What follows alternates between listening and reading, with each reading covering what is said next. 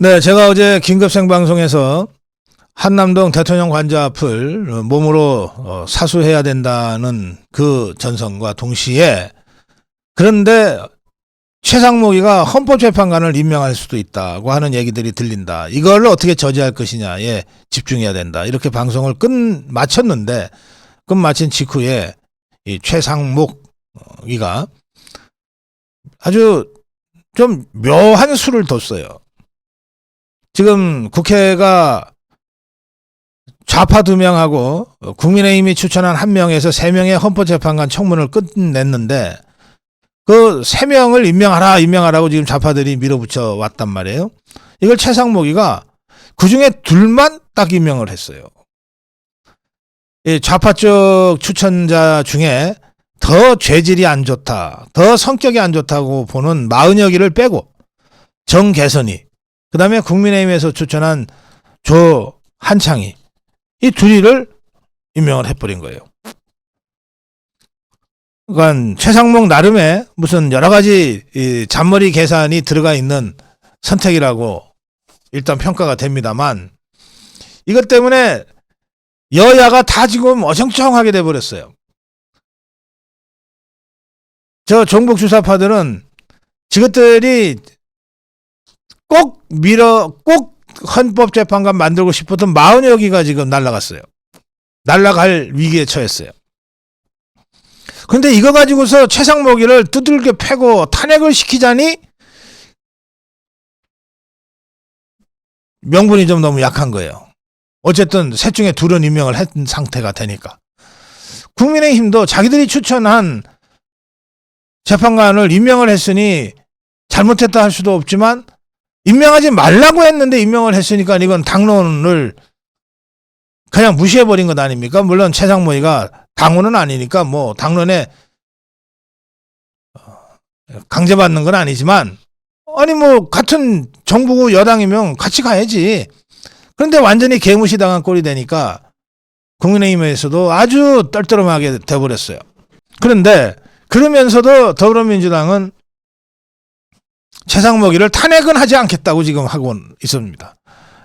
한덕수 권한대행처럼 전부 다 거부해버리면, 그래? 그럼 우리도 탄핵시킬 거야 하고 가는 게 간단한데, 어쨌든 셋 중에 2를 임명을 해놓으니까 이걸 다시 탄핵하자 그러기도 쉽지 않은 이런 상황이 돼버렸습니다. 제가 물어봤더니 원래 공무원 출신들이 그런 잔머리를 잘 쓴답니다. 이 사람 그냥 경제관료로 평생 여기까지 온 사람이라 그런 잔머리는 뭐 둘째가라면 서로 할 정도로 잘 쓴다는데, 어쨌든 지금 와서 이 최상목이의 이런 행동이 잘 됐냐 못 됐냐 뭐 이런 거 따질 필요가 없어졌어요. 그냥 기정사실화 돼버렸어요. 이제 헌법재판관은 이제 8명이 돼버렸습니다.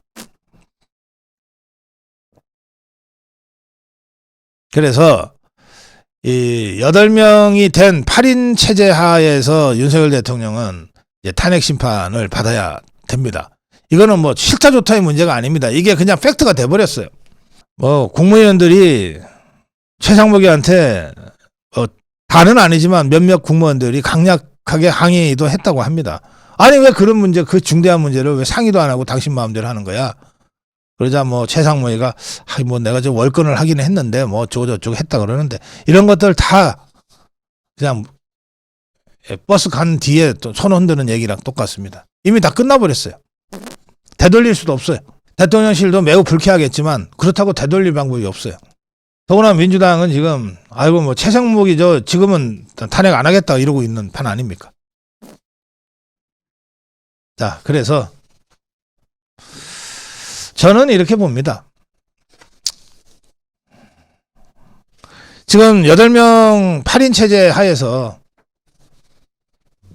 대통령 탄핵은 7인 이상이 심리하고 그 중에 6명이 찬성하면 탄핵이다, 이렇게 규정이 되어 있거든요. 7인 이상이 심리하고, 근데 8인이니까 이제 뭐 그냥 헌법재판소는 모든 결정이 다 정당성을 갖게 됐어요. 그 다음에 7인이건 8인이건 9인이건 탄핵을 하려면 6명이 찬성하면 탄핵이 돼요. 그럼 지금 8명이니까 8명 중에 6명이 찬성하면 탄핵이 돼요. 그러면 이걸 기각시키려면 어떻게 해야 되냐? 3명이 반대를 해야 기각이 되는 거예요. 3명이 반대하면 5명이 찬성 아니에요. 5명 찬성으로는 탄핵이 안 된다는 거예요. 그러니까 결론적으로 말씀드립니다. 6인 체제 하에서는 6명이 탄핵해야 되니까 그중에 1명만 반대해도 기각시킬 수가 있었어요. 1명만 반대해도 기각이에요.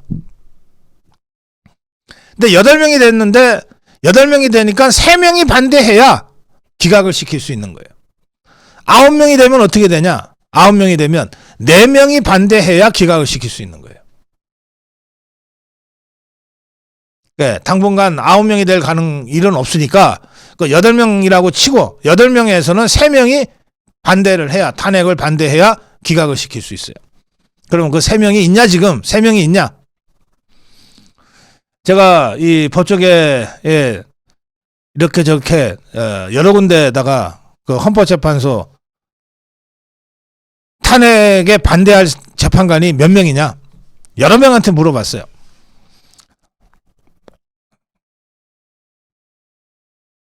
제가 들은 얘기를 종합하면 3.5명이 됩니다. 3.5명. 탄핵 반대 3.5명. 무조건 탄핵 찬성해서 윤석열 대통령 끌어내리겠다는 좌파가 4.5명. 사람인데 3.5, 4.5가 어디냐? 그러니까 좀 헷갈리는 사람이 한둘 있다는 뜻입니다. 자, 대체로 제가 구체적으로 재판관 이름까지는 얘기하지 않겠습니다. 재판관 이름까지는 얘기하지 않겠는데요. 확실한 좌파가 넷이고 확실한 우파가 하나. 확실한 좌파가 넷. 확실한 우파가 하나입니다. 그럼 나머지 셋은 뭐냐 그러면 나머지 셋 중에 2명은 우파는 우파인데 확실치가 않다는 거예요. 우파는 우파인데 확실치가 않아. 그럼 나머지 하나는 뭐냐? 좌파는 아닌 것 같다. 조금 복잡합니까? 어쨌든 이렇게 제가 표현할 수밖에 없어요.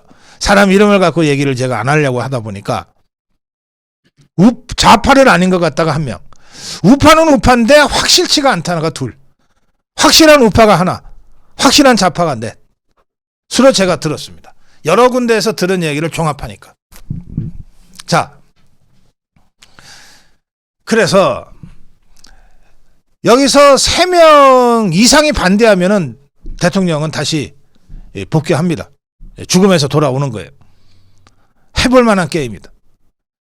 최상목이가 헌법재판관을 임명하지 않고 버텼으면 확실한 우파가 1명이 있는 이 상태에서 6명 중에 1명만 반대해도 기각이니까 그냥 게임이 끝나는 거였는데 이걸 최상목이가 버티지 못했습니다.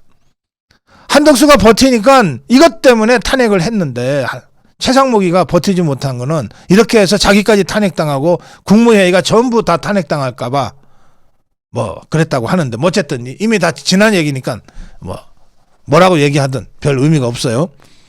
이제 8명이 됐기 때문에 탄핵 반대 3명이 있어야 돼요.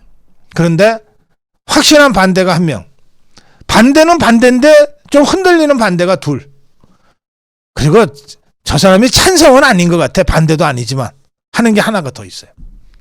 자, 이 상태에서 이 탄핵 재판관들 법리적으로 대통령이 잘 싸워줘야 됩니다.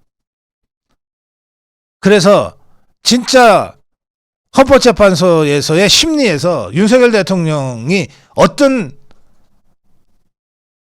태도로 설득력 있게 법정 투쟁을 하는가가 굉장히 중요해졌어요. 이미 확실한 게 딱 입장이 정해져 있는 사람들로 다 구성이 돼 있으면 대통령이 아무리 법정 투쟁을 잘해도 탄핵 하고 끝날 텐데 지금 상황이 그렇지가 않다는 거예요. 그래서 대통령의 법정 투쟁이 굉장히 중요하다. 둘째, 이 사람들이 법정에서 대통령의 법적 진술과 주장만 듣는 게 아니라 끊임없이 광화문에 몇 명 나왔냐? 저 좌파 집회는 몇 명 나왔냐? 이거를 끊임없이 들여다보면서 재판에 영향을 받는다. 이게 8년 전에 우리가 경험한 거거든요. 그러니까 우리 자유파 국민들이 지금 당장은 한남동 관저를 지키기 위해서 한남동 투쟁을 하지만 광화문 투쟁도 해야 돼요.